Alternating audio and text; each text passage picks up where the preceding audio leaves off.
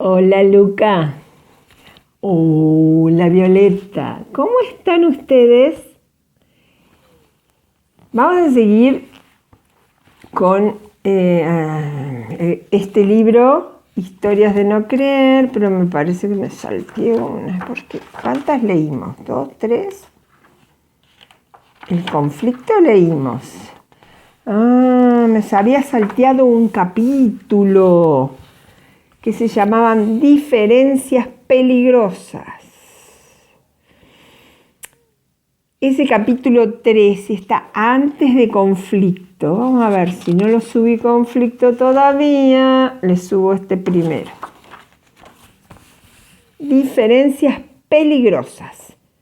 Cuando los habitantes de Ojalatal, que vivían cerca de la frontera con Acuateria, escuchaban esos cánticos al anochecer, empezaban a desesperarse por temor a que las nubes de Acuateria avanzaran sobre su país de lata y terminara lloviendo sobre sus techos que no tenían ningún interés en volver a cambiar.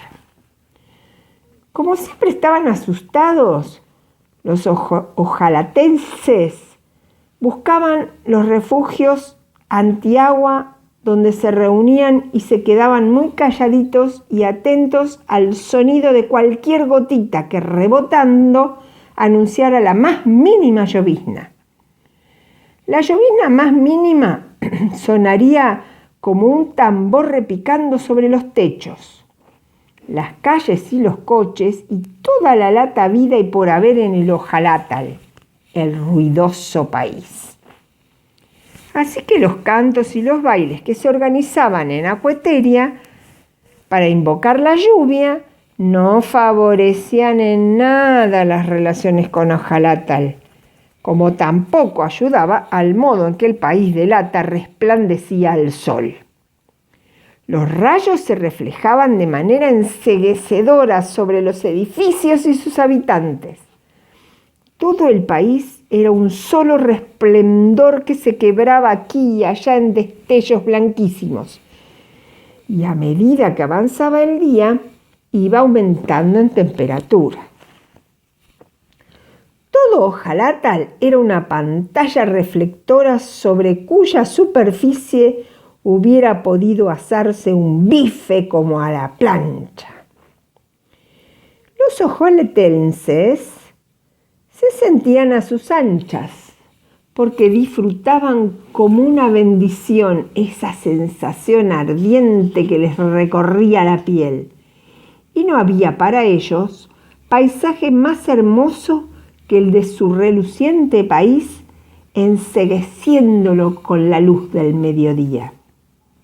En cambio, en Acuateria, estos resplandores eran muy temidos. Cuando los acuaterianos se despertaban y veían que brillaba demasiado el sol, sacaban enseguida sus termómetros de agua para controlar el ascenso de la temperatura.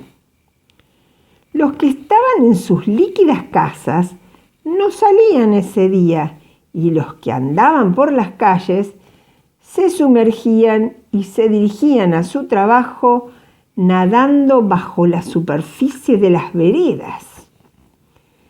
Si la temperatura aumentaba demasiado, entonces actuaban los sistemas de defensa del país y una ciudad tras otra descendía lentamente hasta quedar por completo sumergida. Todo el país se convertía en un enorme lago, donde no se divisaban las orillas y sobre el cual actuaba un sol ardiente desde arriba y otro sol ardiente desde abajo. Este segundo sol ardiente era Ojalatal, que por su superficie reflectora aumentaba en forma intolerable la temperatura, haciendo que Acuateria empezara a evaporarse sin control. Y acá termina el capítulo La diferencia peligrosa. gustaría ser? ¿De agua o de lata? Qué raro, ¿no?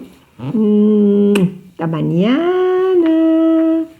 Los quiero mucho. Oh, oh, oh.